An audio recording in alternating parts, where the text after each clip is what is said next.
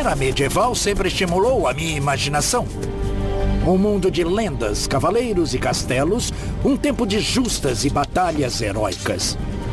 Mas também foi um tempo de construção, um tempo de mudança e de inovação. Meu nome é Mike Lodes e eu passei a minha vida tentando entender o passado, vivenciando ele.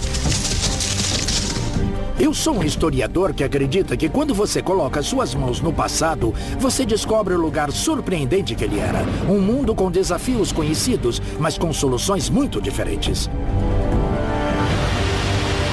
Estou seguindo em uma jornada para explorar o mundo medieval. Um mundo que se estendeu por 1000 anos, da queda do Império Romano até a Renascença. Quero chegar o mais próximo possível da vida cotidiana das pessoas comuns. E para participar das perseguições da nobreza, vou experimentar o que era viver nesse fascinante período da nossa história. Algumas serão só detalhes do dia a dia e outras serão espetaculares. Tudo será 100% autêntico. Livre!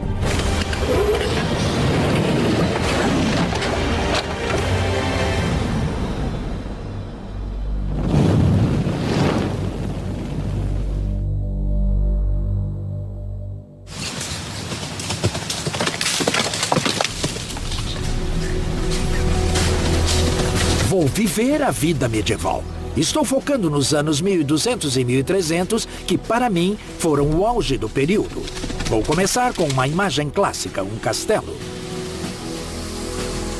Os castelos antigos eram armas de intimidação e ataque. Não serviam apenas para defesa e não eram feitos de pedra. Os primeiros castelos eram assim, em montes altos, com torres de madeira, rodeados por uma cerca de paliçada de madeira. Na verdade, eles eram bem parecidos com os fortes americanos de 1800. Eles eram assim, eram fortes para a cavalaria e surgiram cerca de 1000 anos atrás com um novo tipo de guerreiro, o cavaleiro. Um guerreiro cavaleiro que montava orgulhoso e espirituoso o cavalo de guerra.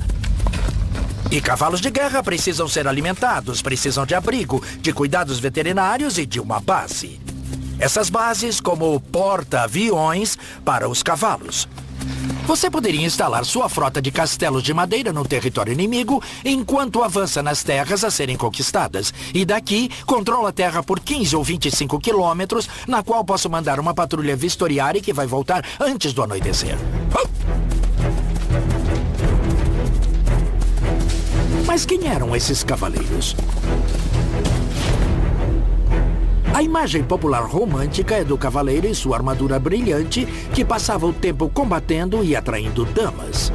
Existe um pouco de verdade nisso, mas primeiro e principalmente, um cavaleiro era um soldado. O culto da cavalaria foi centrado e fundado na elite do guerreiro cavaleiro.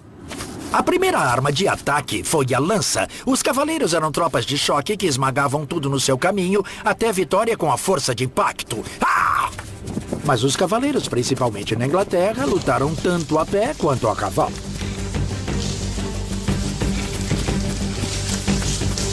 Um grupo de amigos meus, todos especialistas em um leque de habilidades históricas, vão se tornar medievais comigo para me ajudar a descobrir a realidade do mundo medieval. Os cavaleiros eram elite militar. E isso não mudava se eles combatiam montados ou a pé. Sobretudo, eles eram uma tropa de choque, e isso significava treinamento duro e constante. O treinamento era exaustivo. O cavaleiro francês Boucicaut disse que vocês deveriam correr pelo menos 1,5 km por dia usando sua cota de malha. Os cavaleiros treinavam diariamente para se habituarem ao gemido e ao suor quando usavam a armadura.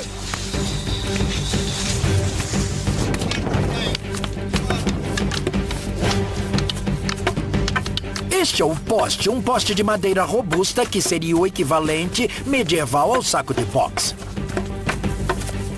Eles estão trabalhando no poste com as espadas de madeira. Muitos textos dizem que as espadas de madeira poderiam pesar o dobro de uma espada de aço. Então isso não é uma opção fácil, isso serve para aumentar a sua força e sua resistência.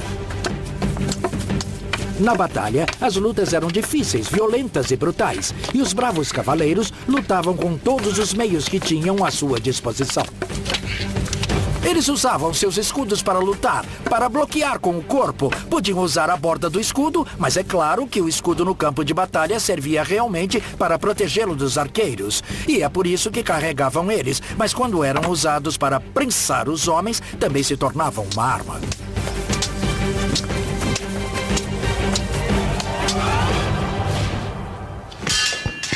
Os cavaleiros treinavam duro para dominar uma ampla gama de técnicas de combate. Lutas de contato físico eram uma parte essencial da luta de espadas medievais. Segurar a lâmina para usar a espada e a meia espada. Daqui, eu posso tirar a espada dele do caminho. Eu posso ir para o rosto, quebrar os dentes dele. Ou poderia pegá-lo com a guarda cruzada. Poderia acontecer em uma batalha o esmagamento de homens em ambos os lados. Eles esmagariam você. Então vamos empurrá-los. Eles estão ficando cada vez mais perto um dos outros. E por fim vão ficar todos juntos. E você não terá escolha se não entrar no confronto corpo a corpo. As técnicas de lutas corporais tinham um uso especial quando os cavaleiros se encontravam no campo de batalha. Eles tinham seu próprio código de honra, o cavalheirismo. E o meu parceiro de treinos, o Dr. Tobias Capwell, é especialista nessas regras. Os cavaleiros lutavam contra outros cavaleiros, outros iguais da mesma classe social. E dentro da Irmandade da Cavalaria, você não quer necessariamente ter que matar seus iguais o tempo todo. Você tem o processo de resgate. Você pode forçá-los a se renderem a você. Eles podem se tornar seus prisioneiros e você pode então vendê-los de volta às suas famílias com um lucro extraordinário. Mas eles não vão ceder facilmente. Você tem que derrotá-los, mas não matá-los. Sim, eu entendi. Agora eu tenho você em uma posição de quebra de braço. Ele poderia quebrar o meu braço. E eu poderia... Eu sinto que ele poderia quebrar o meu braço. Eu poderia deixar você pior até você se render. Eu me rendo. E eu lhe dou a minha palavra que me rendo. Agora sou seu prisioneiro. Pode me soltar. Tudo bem. Ai. O cavalheirismo funciona com pessoas da mesma classe social. Claro que se ele não perceber que sou da mesma classe social que ele, o cavalheirismo não funciona e ele me mata. Os cavaleiros eram ícones da era medieval, mas a imagem igualmente poderosa era o castelo. Os castelos evocam tanto o romance quanto o terror do período.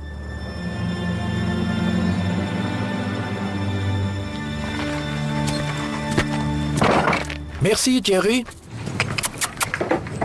Mas eu não estou apenas indo para dar uma olhada em um castelo antigo. Estou na vida medieval. Vou ajudar a construir um novo.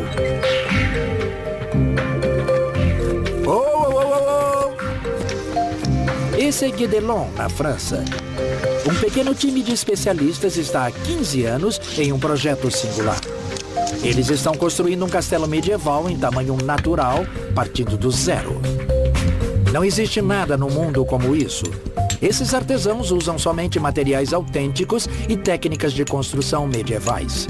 Não usam eletricidade, ferramentas elétricas, caminhões basculantes, tudo é feito à mão, exatamente como os construtores medievais teriam feito.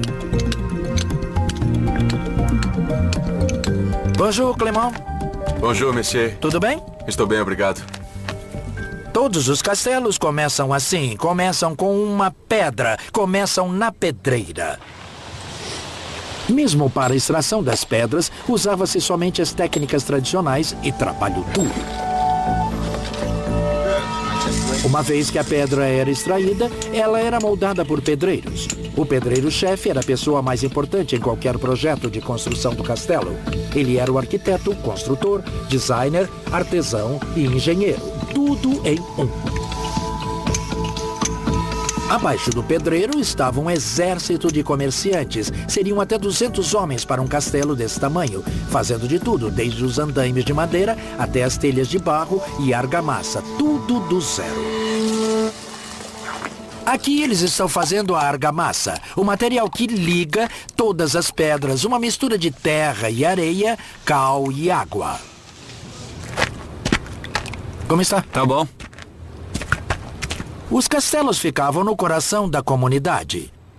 Todos passavam por esses portões, de camponeses a príncipes. Vão ser necessárias 45 toneladas de pedra para construir esse castelo. E tudo precisa ser suspenso usando nada mais do que a força humana. Então, como eles levavam as pedras para o topo? A resposta é um guindaste notavelmente avançado que podia levantar tanto quanto os guindastes das construções modernas. Esse é um mecanismo muito engenhoso. Essas rodas duplas têm capacidade para levantar 650 quilos. 2 de nós trabalham nessas rodas, andando igual a hamsters. Não é diferente de andar nas esteiras da academia. Você pode ver a enorme carga de rocha que estamos levantando.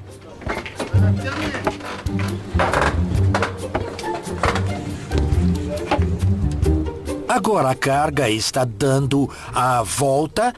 A caixa com as pedras está sendo colocada na posição e estamos levantando-a para os pedreiros do piso superior. Guédelon foi baseado em um projeto de um castelo francês de 800 anos. Quando estiver terminado, vai ter 6 torres, um grande salão e grandes muralhas envolvendo mais de 1 acre de terra. Tudo cercado por um enorme fosso seco. Esse é o topo da Torre do Lorde. Estou colocando a argamassa para colocar a próxima pedra. Se você olhar para esta pedra, vai ver o detalhe e a atenção dessa construção. Tem essas marcas de pedreiro aqui. Primeiro de tudo, há uma seta que está nos dizendo que esse é o lado que deve ficar. Esse é o nome do homem que fez isso. O nome do homem que cortou a pedra. Essa é a medida dela, em algarismos romanos, que é o número 8, dizendo que sua espessura é de 8 polegadas. Acho que vou precisar da sua ajuda. Me ajude. Vou incliná-la assim, ó. Certo? Aqui vamos nós. E agora ela está presa de verdade. E essa pedra está perfeita. Eu construí um pequeno pedaço do castelo de Guédelon. Isso era engenharia precisa, criando construções que durariam centenas e centenas de anos. Os castelos continuam sendo uma vista majestosa da paisagem europeia de hoje. Eu sou o Mike Lodes e vou viver uma vida medieval para mostrar a vocês como era realmente a vida há 800 anos. É uma jornada medieval cheia de surpresas. Com poucas estradas decentes, de longe, a melhor maneira de se transportar mercadorias pesadas era de barco. Os mares europeus estavam cheios dessas embarcações comerciais.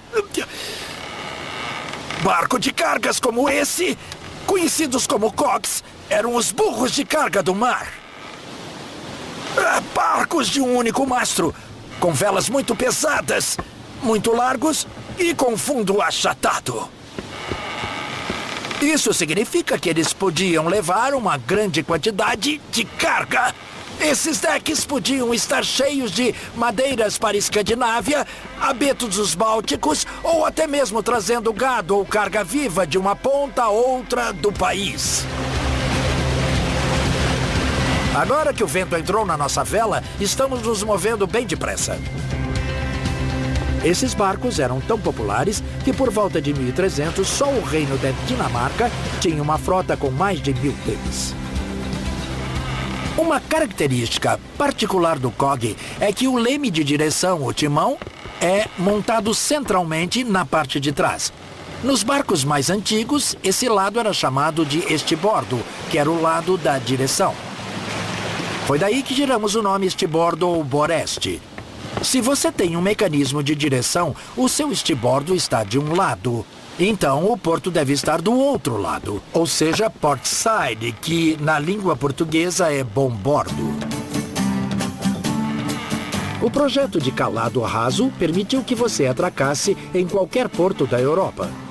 Assim, qualquer cidade costeira poderia receber o comércio internacional e se tornar assim uma porta de entrada para o resto do mundo. É isso aí! Esse lugar maravilhoso é o Centro Medieval da Dinamarca. É uma réplica autêntica do tipo de cidadezinha portuária que você encontraria em toda a Europa. Esse lugar é um museu de história viva, onde todos vivem da forma mais medieval possível. E você pode ver que há mercadorias de todo mundo aqui. Peles do Báltico, maravilhosos produtos de madeira, peças de cerâmica, roupas. Eu fiquei bonito com isso? Eu acho bonito. Fiquei bem assim? Ah, tá. Eu não sei o que elas estão dizendo, mas deve ter ficado bom. Elas estão falando dinamarquês, eu não entendo. Isso seria um grande problema para os viajantes medievais, não só quando viajam internacionalmente, mas em seu próprio país. Dialetos regionais eram quase como línguas diferentes. Então um viajante de York acharia muito difícil de se fazer entender em Londres. O homem de Marseille seria incompreendido em Paris. Outro problema no mercado era ter certeza que você não estava sendo enganado.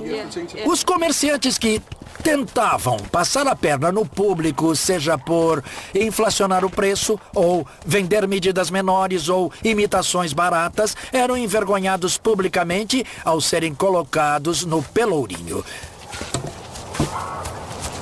Existe um relato de Robert Porter, de 1387. Ele era um padeiro e tinha colocado pesos de ferro dentro do pão que ele estava vendendo para que ficassem mais pesados. Ele foi colocado no pelourinho e o peso de ferro foi pendurado no seu pescoço. E o pão também foi pendurado no seu pescoço, para que não houvesse dúvida do que ele tinha feito. Como se isso não bastasse, você tinha que suportar o abuso dos seus vizinhos também. Eles atiravam legumes podres, peixes, ovos, esterco animal, qualquer coisa que pudesse encontrar, e ele ficava lá por várias horas. Em uma comunidade pequena, essa humilhação pública tinha um grande efeito. Era o equivalente a estar na primeira página de um grande jornal de hoje. O pelourinho não foi a única punição. Os ladrões podiam ser marcados no rosto ou nas mãos, para que o mundo pudesse ver seus crimes para sempre. A ideia de que a Europa medieval era monótona e cinza é completamente errada.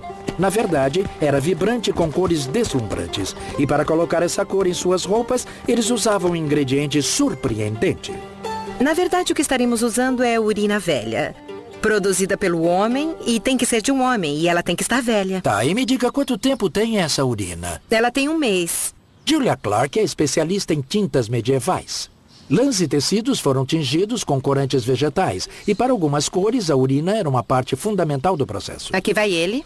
Agora estamos adicionando a urina velha de um homem na mistura. Em Londres, por volta de 1300, havia baldes nas esquinas das ruas para que os homens depositassem sua urina, que depois eram recolhidas e levadas para as tinturas locais. É a amônia na urina velha que fixa o corante, mas a ciência moderna ainda não conseguiu descobrir se ela realmente tinha que ser de homem. O mundo medieval era um mundo artesanal. As necessidades diárias eram feitas com trabalho intenso e os produtos do cotidiano não eram feitos em fábricas de produção em massa, mas nas casas, por pessoas com habilidades artesanais. Até mesmo a tarefa simples de acender um fogo era uma verdadeira arte.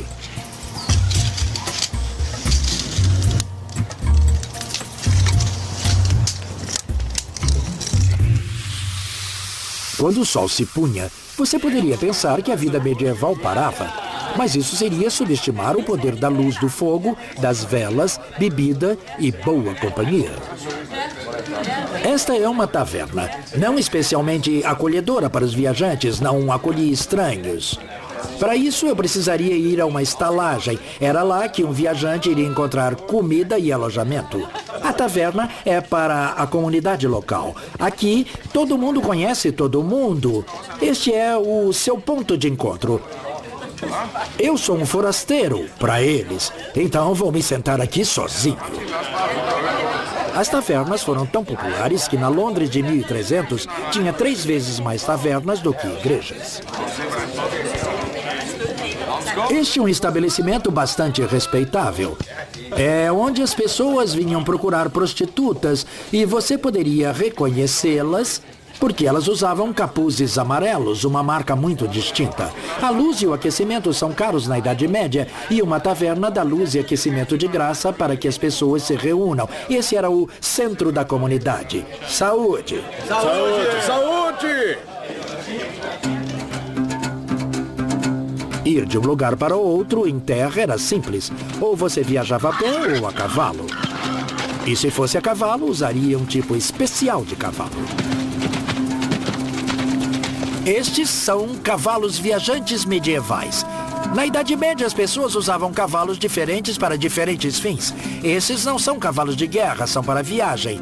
E eles são muito distintos por suas marchas. É o chamado marchador. Os cavalos modernos têm 4 andamentos. Podem andar, trotar, andar a meio galope e galopar. Mas esses cavalos têm um exclusivo 5º andamento. Esta é a marcha, que é um passo muito rápido. Vou ter uma vida medieval com esses cavalos, com Toby Capwell e Gordon Summers, ambos cavaleiros experientes. É muito confortável, não é mesmo, Toby? É, realmente muito plano. Como você pode ver, eu quase não estou subindo e descendo. É uma marcha muito confortável. Na verdade, você poderia passar o dia todo assim. Gordon, essa é a sua primeira vez em um deles. O que você acha, hein? Isso é muito divertido, é uma experiência extraordinária, ao contrário de qualquer coisa, mas o Toby tá certo, eu poderia andar o dia todo e a noite toda. As pistas medievais eram as estradas deles, e os viajantes encontravam todo tipo de gente em suas jornadas. Uma visão comum perto das cidades e aldeias era o homem da lenha, que levava um cavalo de carga carregado com lenha. A única fonte de combustível para o aquecimento doméstico era a lenha. Esses homens levavam seus cavalos de carga para as cidades e para as aldeias. Eles eram os caminhões de combustível da época. Em Londres, por volta de 1300, tinha uma população de cerca de 80 mil pessoas. Dá para imaginar a quantidade de lenha que eles precisavam, não apenas para o aquecimento doméstico, mas para os fornos de cerâmica, os fornos de pão e para a forja do ferreiro. Comboios de homem da lenha foram a salvação das cidades.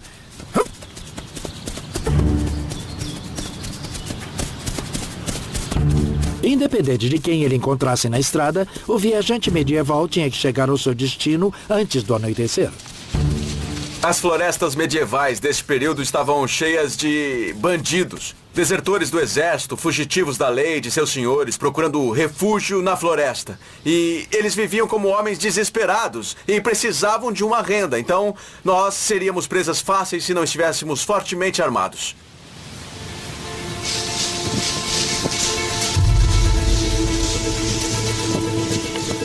A ameaça de ataque na Idade Média era real, e as pessoas se armavam naturalmente.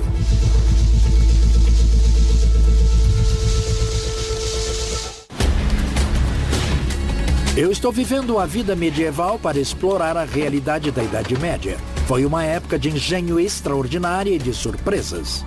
A urina velha de um homem.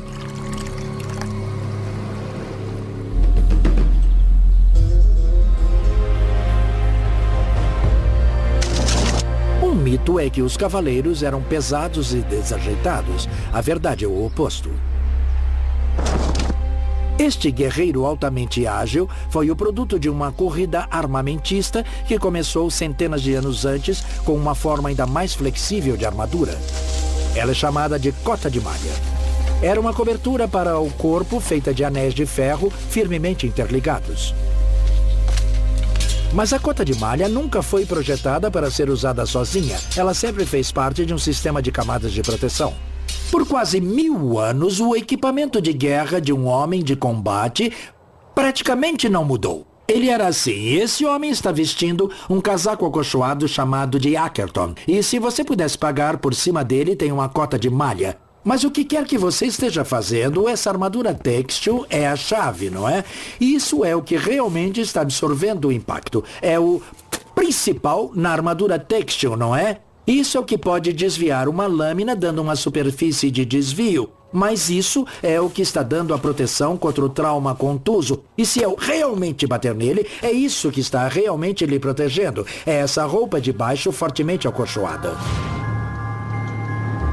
A cota de malha foi projetada para proteger o guerreiro em um ataque próximo de uma espada ou lança. Mas ele também tinha que se defender contra a arma de longo alcance do dia. Preparar? O arco de guerra. Disparar! Disparar! Não era nada novo o tiro com arco em batalha, mas os fabricantes de armaduras estavam contra o poder bruto do arco de guerra. Esta é a Sociedade Inglesa do Arco de Guerra. Esses são arcos fenomenalmente poderosos. A chave para esse poder é o peso de puxada. O peso de puxada de um arco é simplesmente a medida de quantos quilos são precisos para se puxar a corda até o máximo. O de Mark chega a 81 centímetros. Isso significa que esse arco é de 77 quilos. Ele precisa de 77 quilos de força para poder puxá-lo até o máximo. Então, qual era a eficácia desses arcos no campo de batalha? Na Batalha de Crécy, em 1346, os ingleses, sob o comando do rei Eduardo III, combateram um exército francês que estava em maior número, cerca de 5-1. Apesar das adversidades, as forças inglesas ganharam o dia. A chave para a vitória de Eduardo foram os arqueiros. Ele levou 7.000 arqueiros, quase a metade do seu exército, para a batalha. Se pensarmos de forma conservadora, eles poderiam atirar 10 ou 12 flechas por minuto. Isso significa que em apenas 15 minutos, eles já teriam lançado mais de 1 milhão de flechas. E essa foi uma batalha que durou muitas horas. Isso esgotaria os estoques de flecha muito rapidamente. E as flechas são uma munição extremamente sofisticada e muito cara. Então, qual é a melhor maneira de usá-las? Algumas pessoas acreditam que nas batalhas medievais, os arqueiros disparavam de longas distâncias, de até 300 metros. Eu acho que isso é improvável. Não há nenhuma peça de arte medieval ou manuscrito que mostre arqueiros atirando em uma elevação. Você não os vê atirando para cima assim. Em uma batalha, eles estão sempre atirando diretamente desta forma assim. Eu acho que eles atiravam em um alcance muito menor, de 35 ou 40 metros, para máximo impacto. Mas será que esse impacto derrotaria a armadura do inimigo? O objetivo de usar uma armadura era que ela defenderia contra as armas da época. Se não for por isso, não tem a necessidade da despesa ou de se dar ao trabalho de usá-la. Mas se o arco longo é uma arma tão soberba que pode penetrar a blindagem facilmente, por que todos em Crécy não morreram em poucos minutos? É claro que algumas pessoas foram mortas por flechas. Algumas armaduras tinham uma qualidade inferior. Nem todo mundo tinha uma armadura completa. Algum jovem apressado deve ter levantado a viseira. Mas geralmente as flechas eram repelidas pela armadura. Então qual é a eficácia militar do arco e flecha? É no trauma contuso. É na pancada após pancada após pancada que as pessoas recebiam desses arcos pesados. Então eu quero fazer um teste para medir exatamente quanto tempo de impacto eles recebiam. Estou recebendo ajuda nesse teste do Dr. Matthew Penn. Ele é especialista em lesões esportivas por contato. Então, Matt, esse é o boneco de pancada. É, sim. Isso é o que você usa para testar o poder de socos do boxeador. Ele foi calibrado principalmente para o soco do boxe e chute das pessoas das artes marciais. Então seremos capazes de medir a quantidade de força que as flechas estão exercendo sobre o corpo. Sim, os sensores aqui vão medir a força em qualquer lugar sobre essa área. E então poderemos fazer outras medições e cálculos a partir daí. Então a primeira coisa que precisamos fazer é colocar a armadura têxtil. A armadura têxtil que os soldados usavam como uma jaqueta grossa sobre a sua malha era projetada para absorver e espalhar a força de um golpe. Ela tem 25 camadas de linho costuradas e algochoadas para dar uma maior densidade. Então estamos colocando-a sobre a almofada de pressão e em seguida vamos colocar esta cota de malha com rebites por cima. Isso passa ali. Ele tem ombros grandes, não tem? Para o teste, ambos os arqueiros estão usando arcos de guerra de 65 quilos de puxada, a uma distância muito curta. Lá vamos nós. Os sensores no boneco vão gravar a força das flechas e vão retransmitir os dados para um computador. Certo, Mark Joe! Dispare!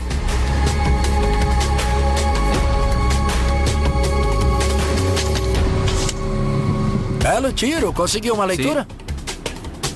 Esse não é um treino de domingo à tarde com arco e flecha. Eles estão lutando com esses arcos. 52 quilos.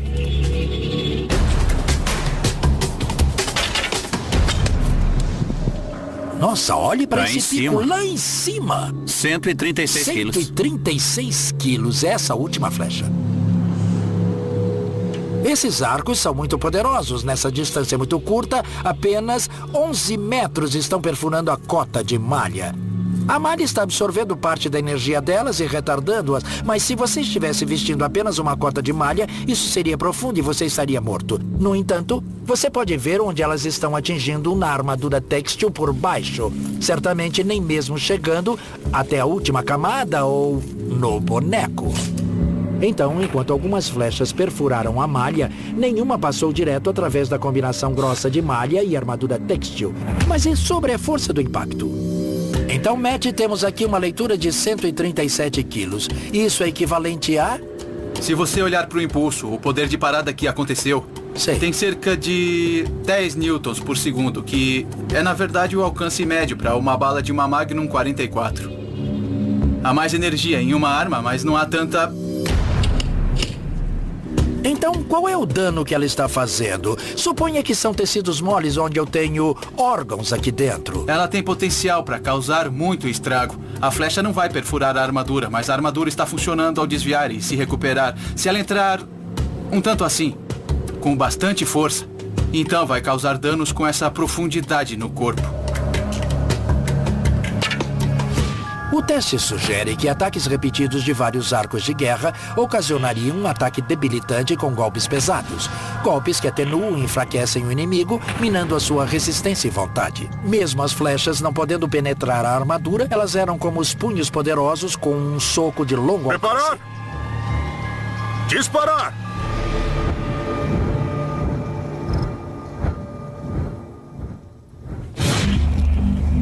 A armadura tinha que ser melhorada. Os fabricantes de armaduras passaram a utilizar placas sólidas de metal nas camadas exteriores. Mas havia um problema. Os fabricantes de armadura eram muito hábeis em trabalhar com pequenas placas, mas ainda não tinha tecnologia para fazer grandes placas rígidas para o corpo. Se você precisa cobrir o tronco, tem que encontrar outra resposta. E a resposta foi o revestimento de placas. Um revestimento de placas é feito de couro ou pano, que tem placas de aço menores rebitadas no lado de dentro.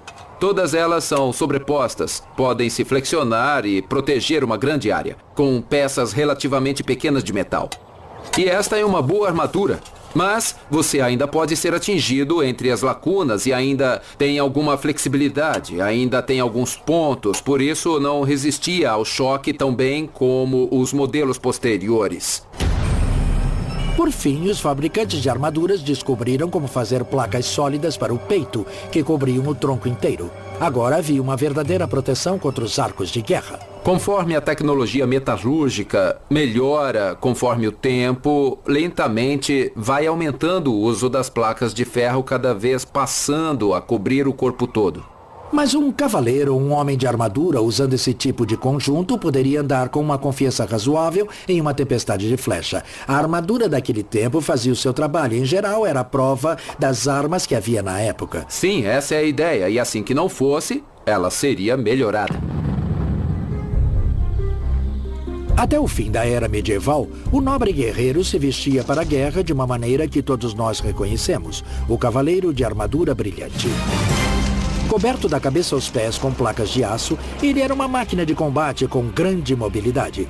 Com cerca de 30 quilos, essa armadura pesa menos do que a carga transportada por um soldado americano moderno da linha de frente. A corrida armamentista entre armadura e flechas acabou. Seria necessário um novo tipo de arma para manter o equilíbrio novamente.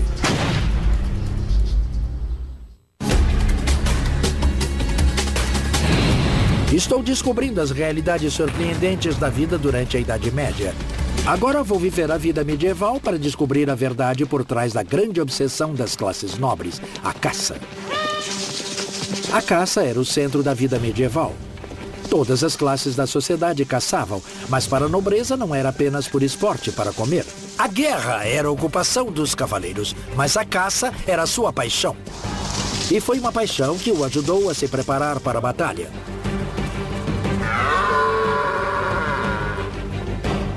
Um nobre francês da época escreveu: para todos os tipos de encontros militares, a caça é um treinamento melhor do que as justas. A caça era um evento altamente ritualizado e também regulamentado. Era um evento de status muito elevado. E para uma grande caçada, eles se reuniam na floresta ao amanhecer para um café da manhã formal. Bom dia, senhores. Bom dia. Obrigado, Steve. Isso é muito mais do que uma ocasião social, não é? Está reforçando toda a estrutura social e você tem pessoas de todos os níveis sociais, todos com um trabalho a cumprir no campo de batalha. Isso é tremendamente importante porque um exército medieval eficaz tem muitos tipos diferentes de soldados, todos trabalhando juntos. A caçada foi meticulosamente planejada, combinando homens, cavalos e cães. Os cães medievais não eram como os modernos cães com pedigree. Eram tipos de cachorro criados exclusivamente para função prática. A primeira coisa era encontrar o cervo. Surpreendentemente, o mestre de caça pode decifrar as pistas deixadas pelo próprio animal. O anfitrião me trouxe um prato de fezes de cervo. Muito obrigado. Esta é uma grande honra para o mestre de caça para determinar, a partir desses dejetos, qual cervo caçar. E você pode realmente dizer pela forma dele como está firme, se quebrá-lo e cheirá-lo. Um caçador bom será capaz de dizer se este é um animal saudável, que idade ele tem e se é adequado à caçada. Então, as fezes do animal foram dadas a um cão com incrível olfato. Estes belos cães de caça são um tipo de cão medieval que poderia encontrar um cervo em especial. O olfato deles é tão bom que eles podem captar o cheiro de um cervo em especial entre todos os outros cheiros no chão da floresta. Estes cães, com a missão de reconhecimento, vão trabalhar usando uma coleira cuja palavra medieval era lion. Eles eram conhecidos como limers. Uma vez que os limers localizavam o cervo, a área era cercada por um raio de vários quilômetros com revezamentos de cães de corrida muito rápidos. Precisamos persegui-los e para isso precisamos de velocidade, precisamos de um cachorro longo. Então vamos ter um bando seguindo o cervo, mas o cervo pode ficar bem à frente deles. Apenas se o cervo chegasse perto do cordão de exterior, esses cães de revezamento eram soltos para trazê-los de volta para a caçada principal. O reflexo de perseguição deles é desencadeado pela visão da presa e eles podem atingir velocidades de até 72 km por hora. Cães incrivelmente rápidos. Rápidos, mas apenas para distâncias curtas. Eles não eram pares para a resistência de um cervo, por isso eram divididos em turnos, de modo que um par pudesse assumir o lugar do outro. Para a perseguição principal, os caçadores usavam cães que corriam em bandos.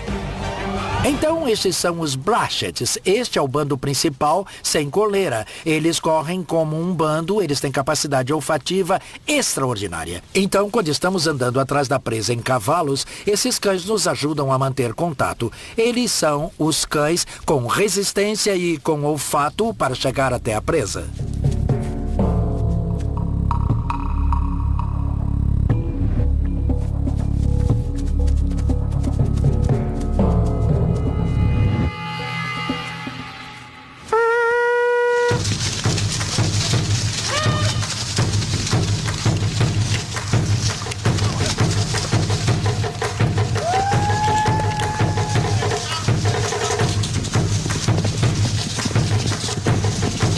As táticas, o perigo, a adrenalina, a camaradagem, era como uma campanha militar.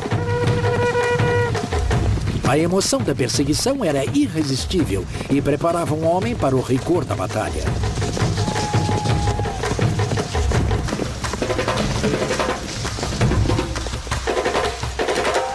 Um cavaleiro aspirava a mostrar tanta força, coragem e habilidade no campo de caça quanto no campo de batalha.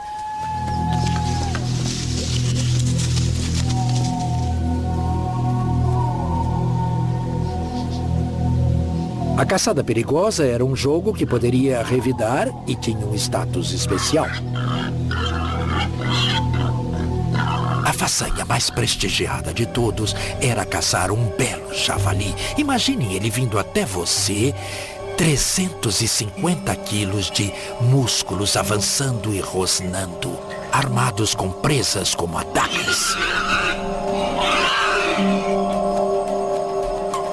Para enfrentar matá-lo a pé, eles usavam lanças especiais para javali que tinham uma barra transversal, uma barra cruzando atrás da ponta da lança.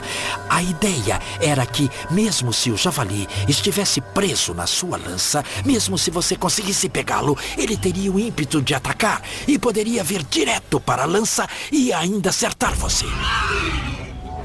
Manuscritos medievais mostram caçadores atacando javalis com lanças. Mas você poderia realmente fazer isso? Eu vou tentar fazer um experimento simples. Sempre tive muita curiosidade para saber se essas barras transversais funcionam. Eu penso que se um javali de 350 quilos está avançando em você e se chegar tão longe, provavelmente vai derrubar você e você ainda vai ser atacado. Então, eu resolvi criar um pequeno teste. Vou usar o Adam e o Gordon para correrem na minha direção e eu vou ver se consigo pará-los. Vejam se pode me derrubar. Avançar!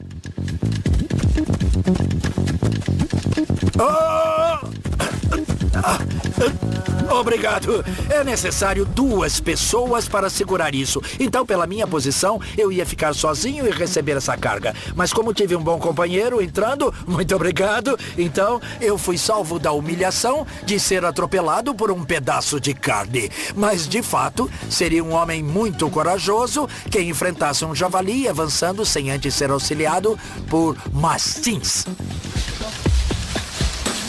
Esse era um outro tipo de cão medieval criado para apenas uma finalidade. Jake é um bulldog de Sussex. É um tipo de cão que na Idade Média seria chamado de um mastim. O focinho fica aqui. Isso significa que ele pode agarrar a presa, segurar a presa, puxar para baixo e continuar segurando. E mesmo assim ainda poderia respirar. Isso até que o caçador chegue com sua lança ou com suas espadas. De todas as formas que um homem poderia caçar, a mais nobre, a mais perigosa e a mais estimada era matar o javali montado a cavalo com uma espada.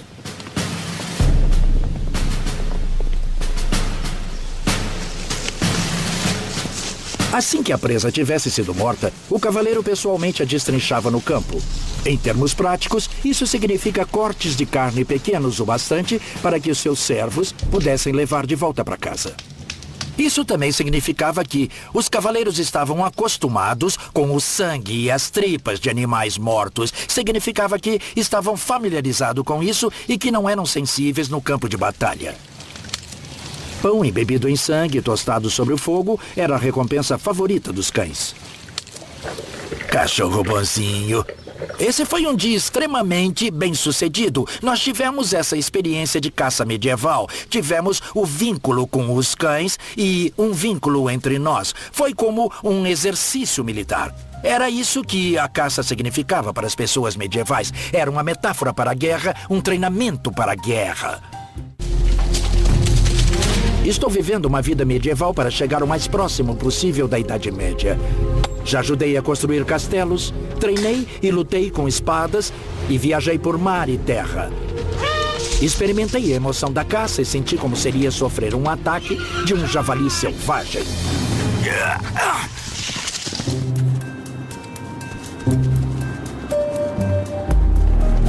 Agora estou carregando no pulso um dos predadores mais rápidos da natureza, um falcão.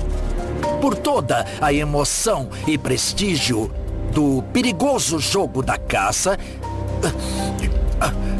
a mais icônica e, de longe, a preferida das perseguições medievais era a falcoaria. Foi!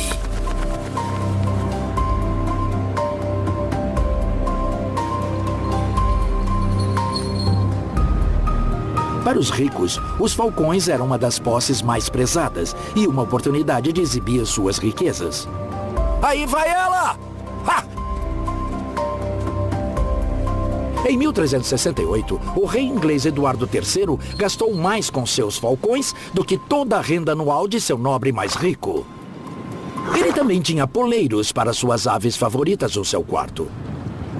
Para um bom dia de falcoaria, não eram necessárias várias aves. As aves sobressalentes eram levadas nessa armação chamada de kedge, e o homem que carregava era chamado de kedger. Nos dias de hoje, chamamos as pessoas que carregam os tacos de golfe de caddy, originária dessa mesma palavra em inglês.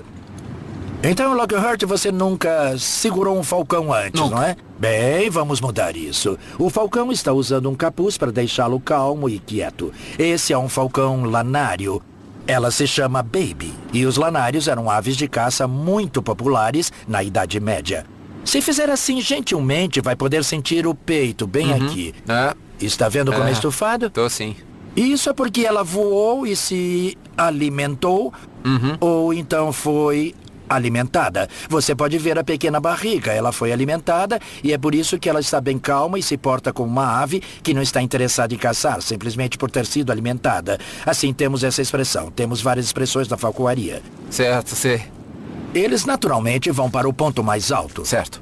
Você só precisa apontar seu dedo indicador aqui atrás, que ela vai subir nele, certo? Sim. Olha, ela subiu. Certo, sei. Agora aperte com seu dedão. Sim, certo, entendi. Certo. Agora você a tem sob controle e ela está embaixo do seu dedão. É Sei. aí que a expressão tem origem, certo? E para uma segurança extra, vou colocar a coleira que está presa às faixas, vou enrolar isso aqui. Agora você a tem bem segura e ela está enrolada no seu dedinho. Como se sente? É uma sensação ótima. É incrível. Me sinto bem medieval. É muito... Nossa. É mesmo, Sim. isso nos conecta.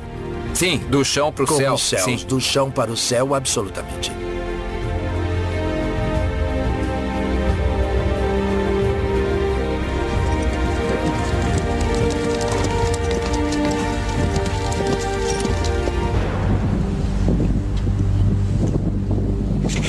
Caçar em grupos sociais era importante.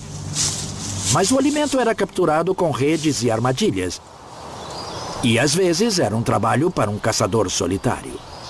Caçadores habilidosos usavam um arco e uma flecha. Sua maior habilidade não era apenas uma boa mira, mas conseguir perseguir, conseguir se aproximar da sua vítima. Existem várias referências autênticas descrevendo que foi uma das mais estranhas visões do mundo medieval. Eles tinham cavalos para a perseguição. Eles se pareciam com isso, 2 homens em uma roupa de cavalo. Acha que isso funcionaria? Bom, claro que o objetivo não era enganar ninguém, mas isso servia para quebrar a forma humana.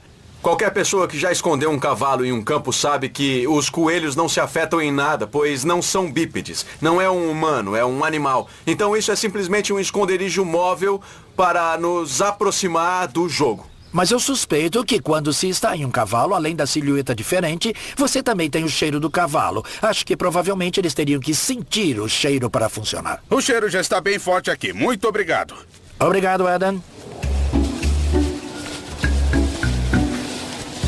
Você poderia caçar qualquer presa com um cavalo de perseguição, mas eles eram bons de se aproximar de um cervo. Pare!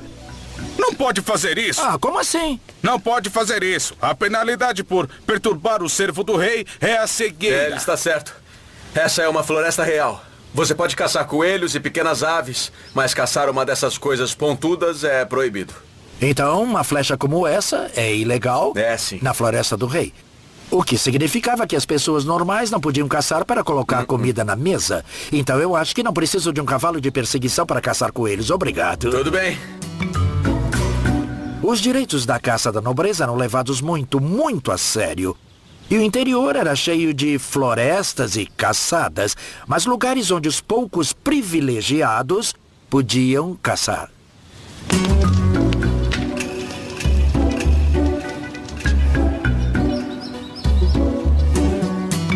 Então, se não podiam participar da caça, o que as pessoas comuns comiam? Para descobrir, eu trouxe meus amigos para um banquete medieval.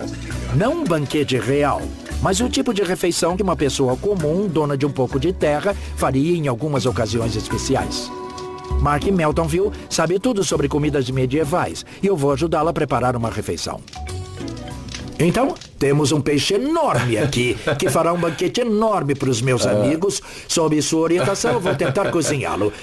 E é um lúcio. É, também conhecido como lobo da água. Sei. Você não vê com frequência um lúcio nos cardápios de hoje, mas ele era muito popular na Idade Média.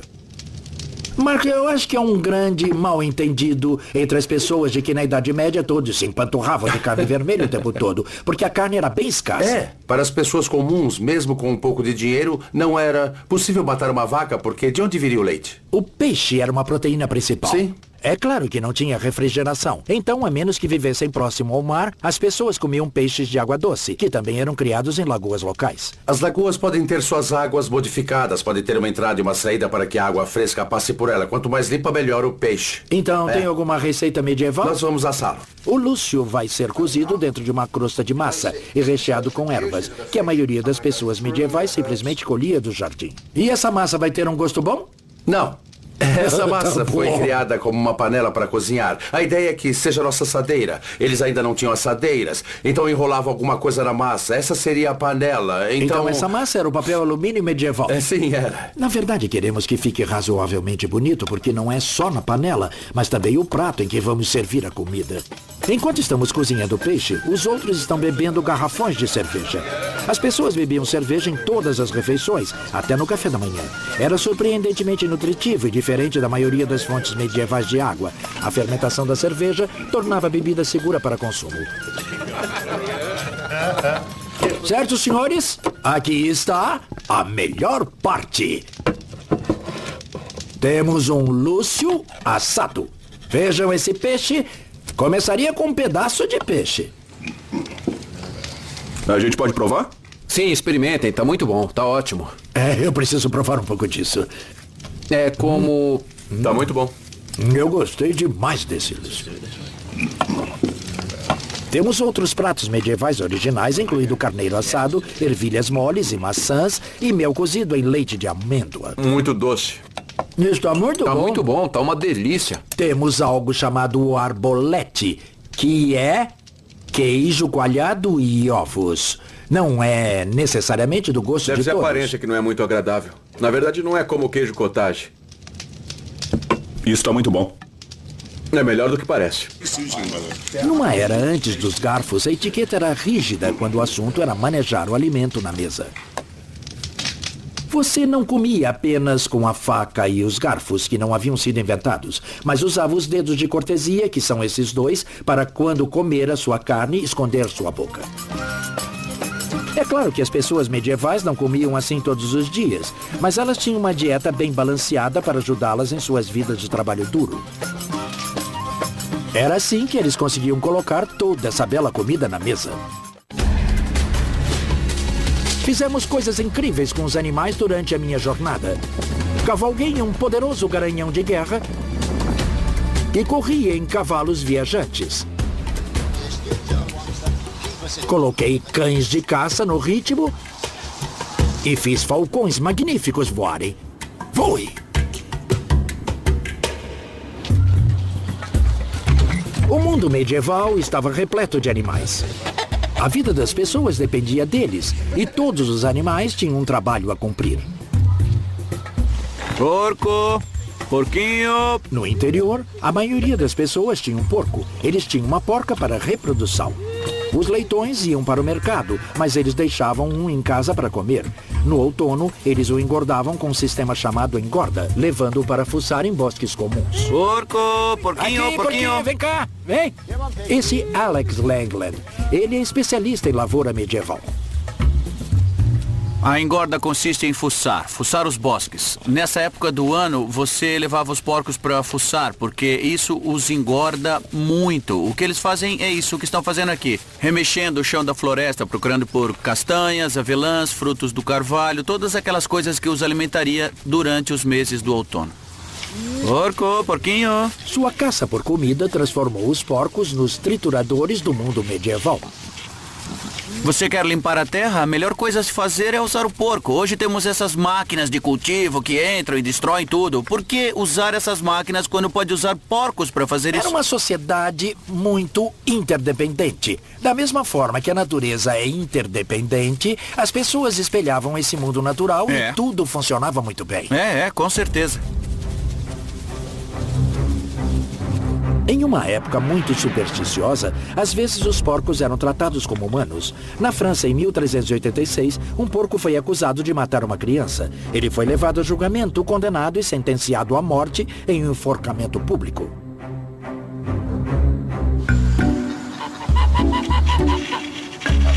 Os bandos de gansos eram encontrados em todos os vilarejos e, como todos os animais, eles tinham que merecer seu alimento.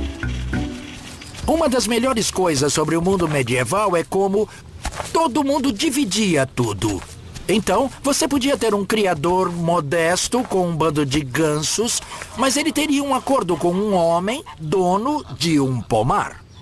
Os gansos podem fazer um bom trabalho aqui no pomar. Eles engordariam mantendo as ervas daninhas aparadas. E outra coisa é que as fezes das aves são famosas pela qualidade que têm em fertilizar o solo. E os gansos eram levados para o mercado. Sabe, tentar levá-los pelo pomar já é muito difícil. Todas as partes do ganso eram usadas. A carne e os ovos davam um excelente alimento. A gordura do ganso era usada para untar as peças de rodas d'água e as penas iam para a cama e para fazer flechas. Isso é, se você conseguisse pegá-las. Talvez esse seja um trabalho para 2 homens. Preparar! As pessoas medievais eram lutadoras, construtoras, caçadoras, marinheiras, mas era um mundo dominado pela agricultura. Há 700 anos, 90% da população da Europa vivia com o que se produzia do trabalho nos campos. Os bois eram os tratores da época medieval. O arado era feito com bois, não é, Alex? Frequentemente com grupos muito grandes. A maioria das casas teria grupos de bois. Você poderia trazer o seu boi, eu o meu, e o Lorde poderia dar 2. Nesse caso, infelizmente, um dos bois é aleijado, então vamos trabalhar com 2. Um boi aleijado poderia espalhar o desastre quando os campos tinham que ser arados. Então era ainda mais importante que a comunidade combinasse seus recursos.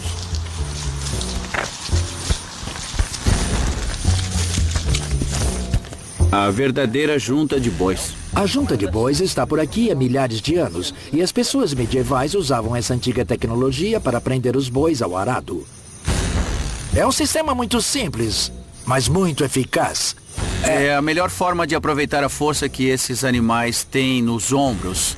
E é claro que quanto mais bois estivessem trabalhando, mais fácil seria do que um único animal. E mais trabalho poderia ser feito em um dia. Bem, aqui vamos nós. Oh, é isso, devagar e com calma. Devagar e com calma, vamos lá? Vamos!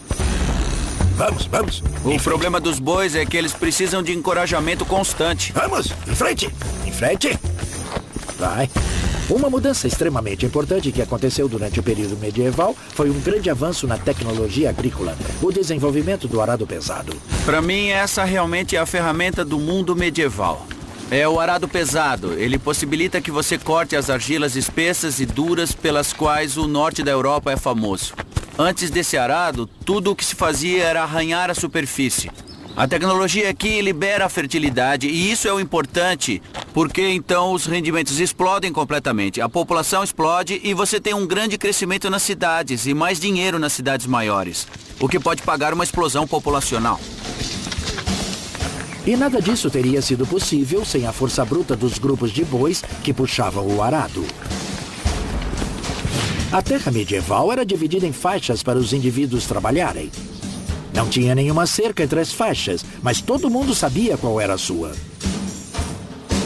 Mas basicamente todos trabalhavam juntos em uma comunidade para o bem maior do campo, se quiser colocar assim. Oh, porque o lavrador poderia arar para todo mundo. É, isso mesmo. Arar esses solos pesados é um trabalho duro e era um emprego qualificado. O lavrador seria pago com uma porcentagem da colheita ou da produção. Todas as outras pessoas viviam do que cultivavam. O que você quer fazer é conseguir o máximo de cereal durante todo o ano. Seja para ter cerveja ou pão de centeio ou comum, mas também você tem que separar grãos suficientes para plantar no ano seguinte também. É claro. E todo mundo tinha que cultivar o bastante para pagar seus impostos para o senhor feudal. O rico ficava mais rico com a gordura da terra. A riqueza da Idade Média estava no solo, estava na terra, e liberar o potencial dos solos pesados do norte da Europa que permitiu que ela florescesse nos séculos 13 e 14 e se tornasse o lugar mais rico da Terra. Estive explorando o mundo medieval, Disparar! tanto na guerra quanto na paz. Pelo caminho, tentei desafiar nossas ideias sobre as pessoas e como elas viviam. Uma das percepções modernas mais comuns sobre a Idade Média é que todo mundo era imundo, sujo e fedido. Tenho certeza de que muitas delas eram, mas muitas hoje também são. A higiene pessoal não é uma questão se os produtos estão disponíveis, e sim se você usa ou não. Eles tinham sabão. A doutora Catherine Flower Bond é especialista na vida doméstica medieval e ela fez esses sabões com receitas medievais autênticas. Um sabão assim era caro? Estava disponível para todos os níveis sociais ou... Esse estava disponível para todos. Esse é um sabão especial, era feito de sebo, então... Que é gordura de ovelha ou de Sim, cabra? era relativamente barato, mas também coloquei um pouco de urina velha. Eu também coloquei um pouco. Que tem amônia, que é alvejante. Isso, porque vai ajudar com as manchas difíceis, nos colarinhos e punhos, coisas que é mais difícil de tirar a sujeira. Qualquer camponês podia fazer isso. Isso, é relativamente barato de se produzir. E esse aqui é ainda mais barato porque ele é feito com a básica gordura de porco ou banha.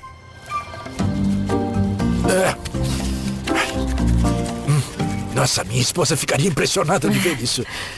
Com certeza é um trabalho duro. E também é frio, né? Os processos não eram com água quente, sempre com na água fria. Tá, e na Idade Média eles tinham sabão e também tinham aparatos para lavagem muito engenhosos, como esse. É mesmo. Esse se chama raquete. É isso mesmo, um martelo. Isso vai forçar a sujeira a sair das fibras. O processo é exatamente o mesmo que usamos com a máquina de lavar moderna. Mas esses são os sabões para as roupas e para as pessoas se lavarem. Bom, os sabonetes têm uma seleção aqui. Você pode colocar rosas ou calêndulas ou qualquer coisa que tenha um aroma que você goste. E assim seria um pouco mais caro. Esse é muito bom. Ou você poderia ter apenas uma barra simples, como esse aqui. E isso aqui é o que chamamos de sabão Castile. Eu posso sentir. Porém, ele era reservado só para as pessoas muito ricas. Sim, eu sinto que é um sabonete extremamente luxuoso. A impressão que eu tenho é que ele tem um hidratante. É isso aí, é muito bom de usar. As pessoas medievais também não ignoravam os seus dentes. Nos dias de hoje, os americanos gastam 2 bilhões de dólares por ano em escovas de dente. Há 700 anos, elas eram de graça.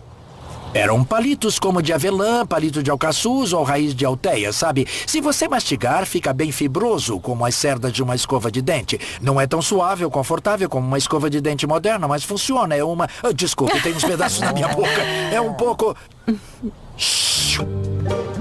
A pasta de dentes veio direto do jardim de ervas. Isso é sal e sálvia. É? Só esfregue na boca. Bem gostoso. Eu gostei. A sálvia acaba com os sangramentos nas gengivas e o sal tira toda a placa.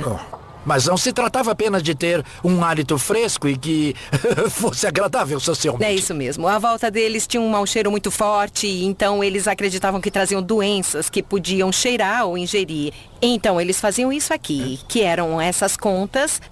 Colares com contas feitas de ervas, para que quando você saísse para a rua, para qualquer área diferente, mercado, qualquer lugar que cheirasse mal, você pegava suas contas, rolava nas mãos, cheirava, respirava o vapor e se perfumava contra essas doenças.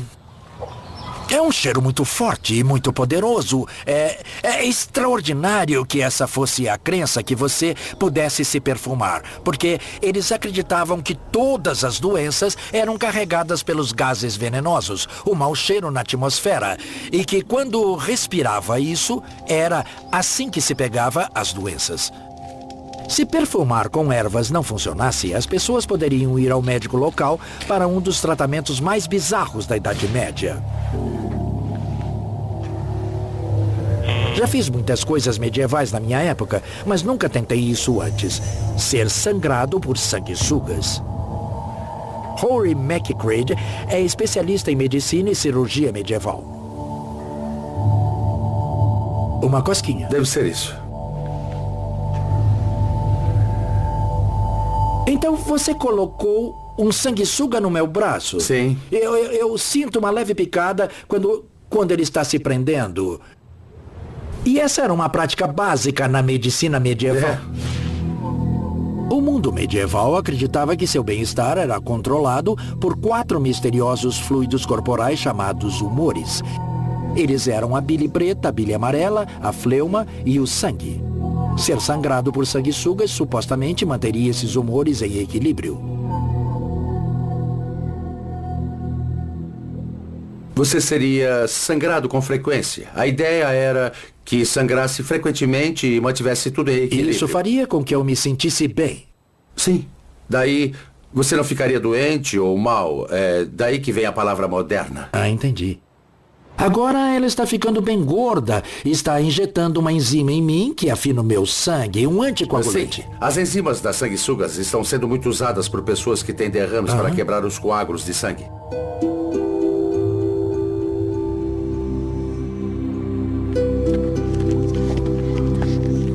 Mas existia uma doença que nenhum tratamento com sanguessugas ou nada mais poderia curar.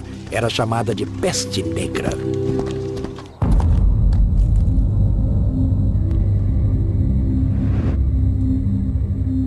Entre 1348 e 1350, uma grande peste varreu a Europa, matando 50% da população.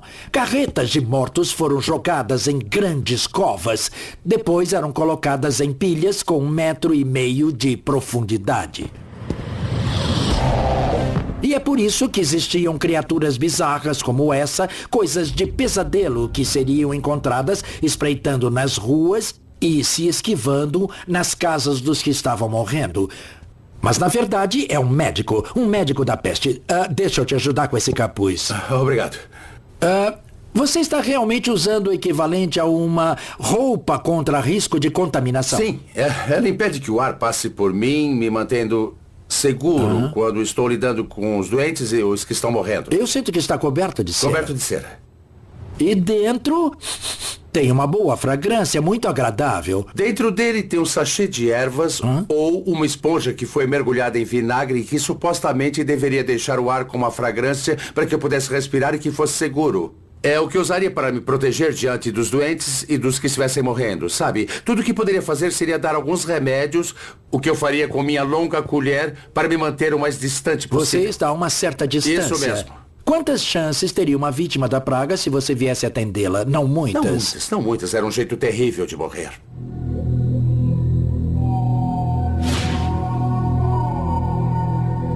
Espalhada por moscas e carregada por ratos, a praga fazia suas vítimas passarem por uma morte horrível. Apareciam caroços negros e mal cheirosos em todo o corpo.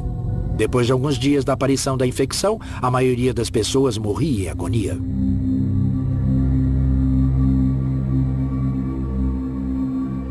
A peste negra era um grande fracasso da medicina medieval. Eles não sabiam de onde ela vinha e não sabiam como tratá-la. Era um enorme fracasso que acabou levando o fim do mundo medieval. A praga pode ter acabado com metade da população, mas não colocou um fim na guerra e na violência. Cheguei o mais próximo possível do mundo medieval para vivenciar como as pessoas lidavam com a higiene, a saúde e doenças terríveis. Vivi uma vida medieval para ajudar a construir um novo castelo medieval. Agora vou descobrir como destruí-lo. É o grande momento.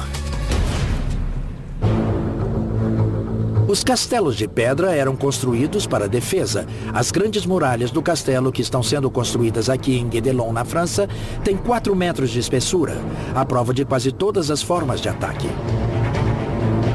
Mas existia uma arma que podia derrubar até mesmo as muralhas do castelo mais forte. Ela era chamada de catapulta de contrapeso e era uma máquina gigante para o cerco.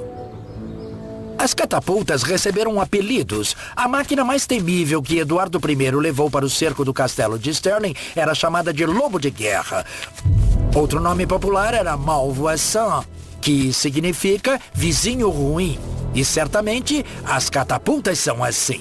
Vamos, atirem!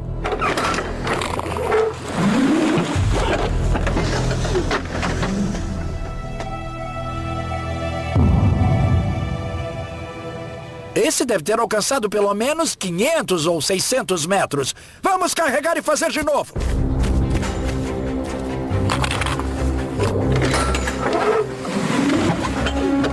Essas máquinas enormes podiam arremessar grandes pedras para esmagar a parede de um castelo em uma distância de até 2 quilômetros.